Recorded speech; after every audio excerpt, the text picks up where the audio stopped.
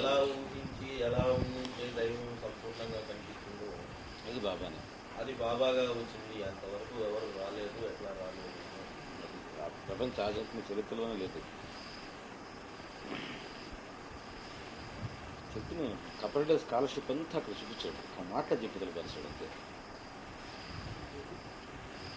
Saibaba fulfils my idea of God అని earth అంటే God అని earth.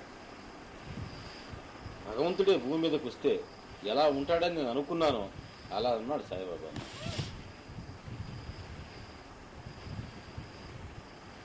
Saibaba fulfils my idea of God అనేది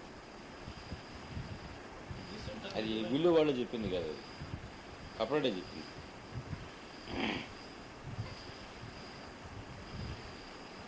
మొత్తం వేదాంతం అటు నుంచి ఇటు ఆ పండితుడు ఆయన. ఆయన బాంబేలో చదువుకునేటప్పుడు దయానంద సరస్వతి వస్తే సాంస్క్రిట్లో ఆయన సాంస్క్రిట్ అయితే మాట్లాడేవాడు కాదు డిబేట్స్లో. సాంస్క్రిట్లోనే వాదించాల వేదాల గురించి. దానికి ఈయన సెలెక్ట్ చేసుకున్నారు అప్పట్లో స్టూడెంట్గా ఉంటుంది. స్టూడెంట్ దయానంద సరస్వతితో వాదించడానికి కపడని సెలెక్ట్ చేసుకున్నాను. అంత సాంస్కృతిక స్కాలర్ ఆయన. ఆయనకు కూర్చున్నటువంటి 1 or 2 months ఆయన పంచదశ చెప్పాడు. మహా కఠినమైనటువంటి వేదాంత గ్రంథం అది పంచదశ. దానికి ఉపాసని బాబాయ్ వీళ్ళందరూ అటెండ్ అయ్యేవాళ్ళు. ఆయన దగ్గర పంచదశ అని నేర్చుకోవడానికి. అంతటి స్కాలర్ ఆయన. మరి ఆయన చెప్పిన మాట అది. ఇంకా అన్నీ వచ్చేసాయి ఇంకా ఒక్క మాటలో.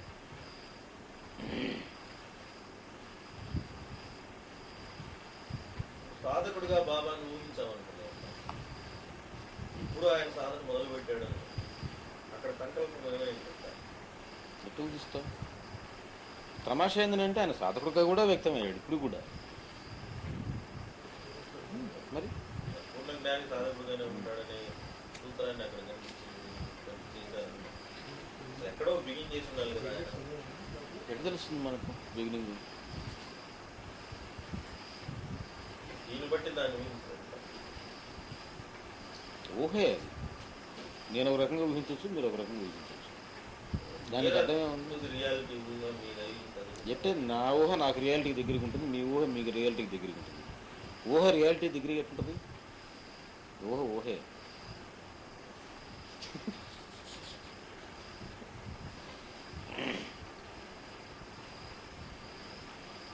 సంకల్పం ఇదే ఉంటుందని చెప్పలేమంటారా? మీ ఊహే చెప్పండి. నాకేం ఊహ అనిపించదు.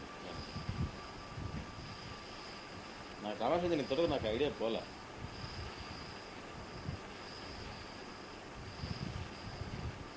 ఆయన ఎట్లా సాధన బిగిన్ చేసి ఉండొచ్చు అని అనిపిస్తుంది. ఆ మనసుకు మాత్రం ఆయన భగవంతుడే ఆ రూపంలో వచ్చాడని అనిపిస్తుంది. కాబట్టి ఆయన సాధన అనేటువంటి పాయింట్ నా మనసుకు తట్టదు. కానీ అది మన ఆయన సాధన చేసుంటాడు డెఫినెట్గా, దానికి ఏం అనుమానం పడలే. అది నాకు ఇంపార్టెంట్ అనిపించదు.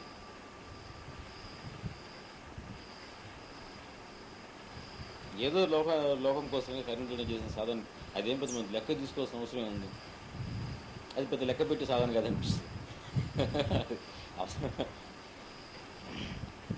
ఇప్పుడు అన్న నకనకలాడేవాడు భోజనం చేసేటప్పుడు బాగా తిన్నావా అని అడుగుతారు. ఇప్పుడు నీలా రెండోసారి తిన్నావు అనుకో, ఏదో మా కంపెనీ కోసరంగా నేను పెద్ద పట్టించుకోను, చూడడం కూడా చూడండి అటువైపు నాకు ఎంత ఆయన.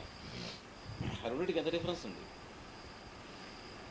నేనే నకనకలాడుతున్నాను, ఏమో సార్ అంత ఆకలాకలేదారు, అంత తిన్నారేమి, ఇంకొద్ది వేసుకోకూడదు ఎవడేయాలని ఆలోచిస్తారు. ఇందు గురించి ఆలోచించరు ఎవరు.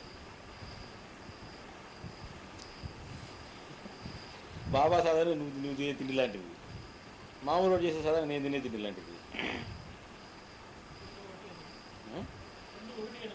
చూసేదానికి ఇద్దరు పక్క పక్కన కూర్చొని అన్నం తిన్నాగా.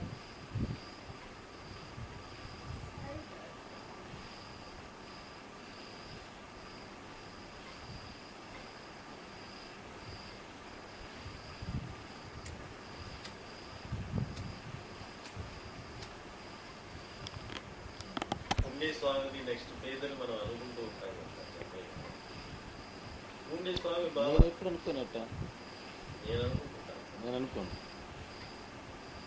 మీరే ఒకసారి ఒకసారి ఎప్పుడో చెప్పినట్టు గుర్తుందా? నేను 7 స్థితులు వర్ణించేటప్పుడు చెప్పా. భగవత్ చైతన్యావస్థ 7 సప్తభూమికలు. సప్తభూమికల్లో 7వది బ్రహ్మవరిష్ఠుడు. ఇంగ్లీష్లో చెప్పున్నారు సార్. టీసీ టీసీ కాస్మిక్ కాన్షియస్నెస్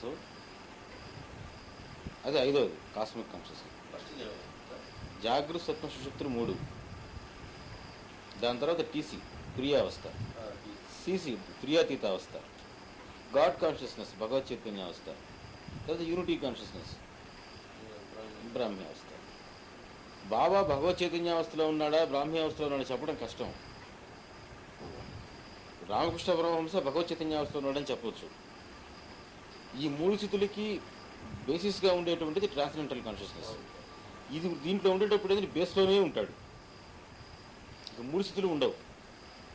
జాగృత సుషుప్తులు 3 ఉండవు. వాడికి జాగృతి ఉండదు ఫస్ట్. అంటే మెరుగు ఏదైనా కళ్ళు మూసుకుంటాడే కనుక డ్రీమే అనుకోవచ్చు మనం, ఉండుండొచ్చు లేదోనని. జాగృతి ఉండదు ఫస్ట్, లెక్కేసుకో పని. సీసీకి వచ్చేటప్పటికి ఏమవుతుందంటే ఈ 3 స్థితులు ఉంటాయి, ప్లస్ టీసీ కంటిన్యూ అవుతుంది. దాన్నే సహజ సమాధి అన్నారు. సమాధి సహజమైపోవటం ద్వారా ఎన్ని యాక్టివిటీస్ చేస్తున్నా సరే లోపల ఆ స్థితి మాత్రం కదలకుండా ఉంటుంది. అట్లాంటప్పుడు రామకృష్ణ పరమహంస మామూలుగా మాట్లాడుతూ సమాధి లేకపోయినట్టు అయిపోయింది. అంటే ఈయన సమాధి స్థితి లేకపోవడం అనే స్టేజ్ ఒకటి పెట్టుకునే ఉన్నారు. ఏమిటనంటే బయట నుంచి చూసేటప్పుడు వాళ్ళు గ్రాస్గా చేసినటువంటి డివిజన్స్ అంతే. కరెక్ట్గా వీళ్ళు ఏ స్థితిలో ఉన్నారని చెప్పడం చాలా కష్టం. ఎందుకంటే స్టీరియో టైప్లుగా ఉండరు జ్ఞానులందరూ కూడా. వాళ్ళ వాసన వాళ్ళ వ్యక్తిత్వ ప్రకారంగా వ్యక్తం అవుతుంటారు. దాంట్లో ఒకసారి దీంట్లోంచి దాంట్లోంచి దీంట్లోకి ఫిట్ అవుతుంటారు. మనం ఎట్టా అని చెప్పగలం దానికి? బాబాలో చూసినట్లయితే బ్రహ్మ్యావస్థే కనిపించేది, భగవత్ చైతన్య కనిపించేది. ఎప్పుడు మొత్తం టోటల్గా ఉండే యూనిటీ కాన్షియస్నెస్ లాగా ఉన్నాడు ఆయన. అన్ని జీవుల్లోనూ ఉండేటువంటి చైతన్యం ఒకటే. ఆయన దాన్ని ఇంకా నిదర్శనాపూర్వకంగా చెప్తున్నాడు. పుండి స్వామన్న యూనిటీ కాన్షియస్నెస్ ఉన్నాడో లేదని మన ప్రిజంప్షనే, లేదా మన అజంప్షనే. ఉన్నాడని మాకు తెలుసా ఉన్నాడని అనుకోవడం. కానీ ఈ దగ్గర అనుకోవడం క్వశ్చన్ లేదు, చెప్తున్నాడు ఎట్టున్నాడో కూడా. డ్యామ్ షూర్గా బాబా యూనిటీ కాన్షియస్ ఉన్నాడని చెప్పొచ్చు. అన్ని జీవుల్లో ఉండేటువంటి చైతన్యం ఒకటే 2 విషయాన్ని అనుభవపూర్వకంగా నిదర్శనంగా చేసి చూపిస్తున్నాడు. ఆయనకంటే యూనిటీ కాన్షియస్ ఉన్నవాడు ఎవరు అసలు?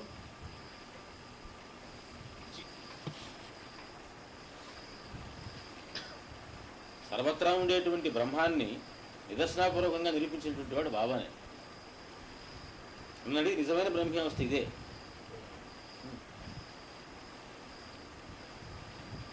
కానీ వేదాంతరం చెప్పేటప్పుడు బ్రాహ్మ్యావస్థ అంటే ఏమీ పట్టించుకున్నట్టుగా అజాగరావస్థలో ఉంటాడని చెప్తాడు కనుక మనకు వాళ్ళని బ్రాహ్మ్యావస్థ అంటే అలవాటైపోయింది. నాకేమనిపిస్తుంది ఈయన బ్రాహ్మ్యావస్థ అనిపిస్తుంది.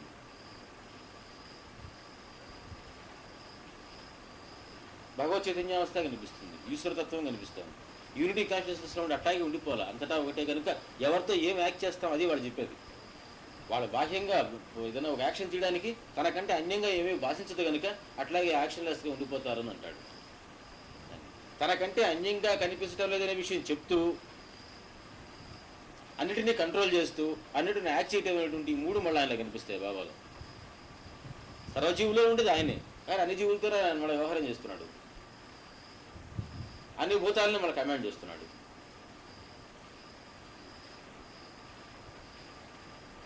ఈ 3 ఒక దగ్గర వ్యక్తం కావటంలో ఆయన ఏ స్థితిలో ఫిక్స్ చేస్తావు నువ్వు?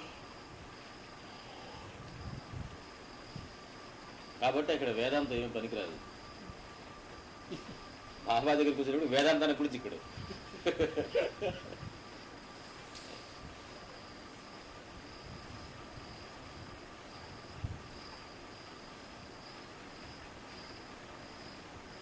ఆయన శృతి శిఖర సంచార.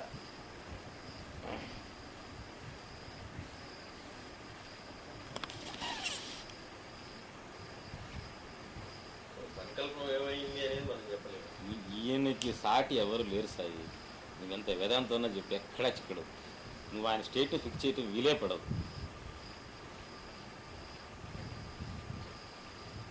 వేదాంతానికి చిక్కే పరంతి ఈ పాటికి ఆయన గురించి వేదాంతం రాయడు. ఎవడో వేదాంతం రాయడు బాబా గురించి.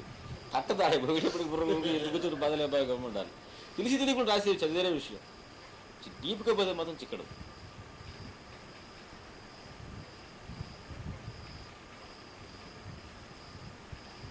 ఇప్పుడు బాబాను వాస్తవమైన వేదాంత కలిగినట్లయితే మిగిలిన అన్ని తప్పనిపోతుంది. మిగిలిన వేదాంతాలంతా కూడా వాళ్ళ ఇంటలెక్చువలైజేషన్ వచ్చినటువంటివి అనుకుంటే మాత్రం నిదర్శనాపూర్వకంగా నిరూపించినటువంటి ఈ వేదాంతమే కరెక్ట్ అవ్వాలి, దట్ వేరే కరెక్ట్ అవుతుంది. కానీ అదంతా ఫాల్స్ అనుకోవాలి. గొప్పలు ఇది కరెక్ట్ అనుకుంటే చాలు.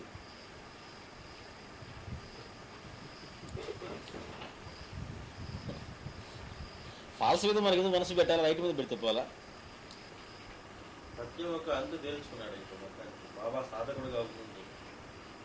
సత్యాన్ని అంటు పెట్టుకున్నాడు. జన్మరాహిత్యం వచ్చే స్థితి ఒకటి ఉంది, బాబా స్థితి ఒకటి ఉంది. దానికి మించిందే అనిపిస్తుంది, దానికి మించింది అనిపిస్తుంది. ఇంకొకరికి జన్మరాహిత్యం ఇచ్చే స్థితి ఇది. అంటే సత్యాన్ని అంటిపెట్టుకోవడంలో జన్మరాహిత్యాన్ని పొందడం ఒక స్థితి, ఆయన పొందటమే కాదు ఇంకొకరికి ఇవ్వగలిగే స్థితిలో కూడా ఉన్నాడు ఆయన. నేను చివరికంటే ఆ గమ్యం చేరుస్తానని చెప్తున్నాడు ఆయన.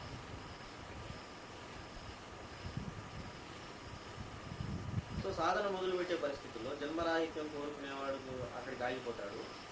ఇంకా ఏదో చేయాలా, సత్యాన్ని చివరికంటా చూడాలనుకునేవాడు ప్రయాణం చేస్తాడని అనుకోకుండా చెప్పడానికి కష్టం అది. ఎందుకంటే జన్మరాహిత్యం స్థితి వచ్చిన తర్వాత ఇంకేముంది, వాడు ఏం ఇంకేమీ అనుకుంటాడు. బాబాలా కావాలని అనుకోవచ్చు, సత్యం ఏదో పూర్తిగా చూద్దామని చెప్పి అనుకోవచ్చు. కొంత అవుతాడేమో. కనుక అనుకుంటే అవ్వడం అనేది ఉందా, లేక ఆటోమేటిక్గా అవ్వడం అనేది ఉందా?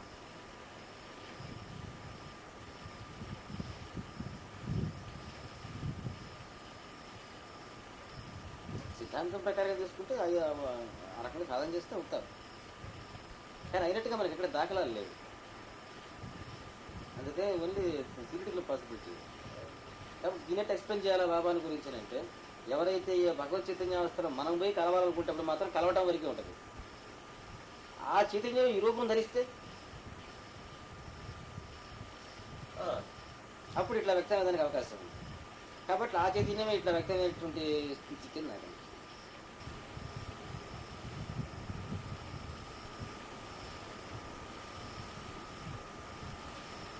నా వయసు 1,00,000 సంవత్సరాలు అని చెప్పిన దానిలో ఆయన అర్థం ఆయన కాన్షియస్నెస్ గురించి చెప్పింది, బాడీ గురించి చెప్పారు.